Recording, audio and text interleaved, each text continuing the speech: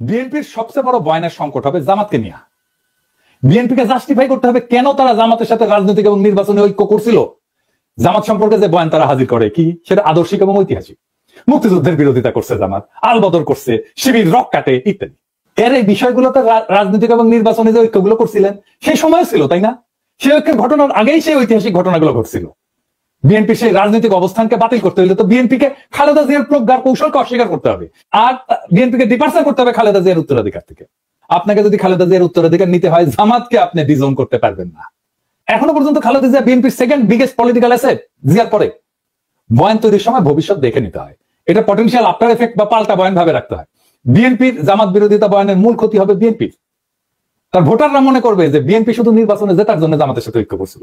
এখানে কোনো রাজনৈতিক ঐক্য ছিল না, রাজনৈতিক নৈকট্য ছিল না, স্বার্থপর চাওয়া থেকে ঐক্য করছিল। দ্বিতীয়ত, বিএনপি ভবিষ্যতে কোনো এলাই পাবে না, কারণ কোন পটেনশিয়াল এলায়ের মাথার পিছনে সবসময় খেলা করবে বিএনপি তার এলায়ের হাত ছেড়ে দেয়, তার এলায়ের বিরুদ্ধে লাগে। বিএনপি যার সাথে একসময় ফর্মাল ঐক্য করে তার সাথে পরে যুদ্ধ নামে।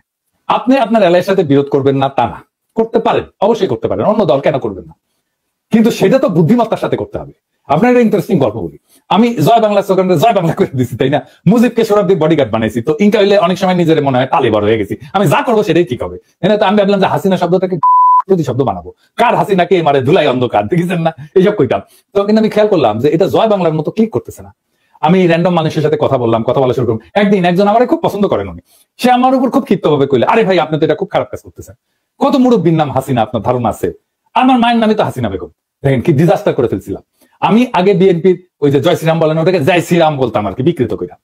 তো খেয়াল করলাম হিন্দুরা এটা ভালোভাবে নিচ্ছে না। এটা তো আসলেই তার কাছে একটা ধর্মীয় বিষয়, আমি তো সেটা বিকৃত করতে পারি না। বিজেপির সাথে আমার লড়াই আছে, কিন্তু হিন্দু ধর্মের সাথে তোমার কোনো লড়াই নাই, তাই না? ঠিক একইভাবে বিএনপি জামাত শিবিরকে অনলাইনে কি বলে, আল বটর বলে। দেখেন এই বলে ডাকা শুরু করলো, আল বদর থেকে আল বটর, বুঝছা? মানে বট বাহিনী থেকে বটর আর কি। ওরা মনে করলো যারা এটা বানাইছে যে তারা খুবই স্মার্ট কাজ করেছে। আওয়ামী লীগ ঠিক একই ভুল করেছিল, জামাত শিবিরকে ছাগু বলতো, মানে ছাগলের মতো দাঁড়িয়ে আছে তাই ছাগু, কাঁঠাল পাতা খায়।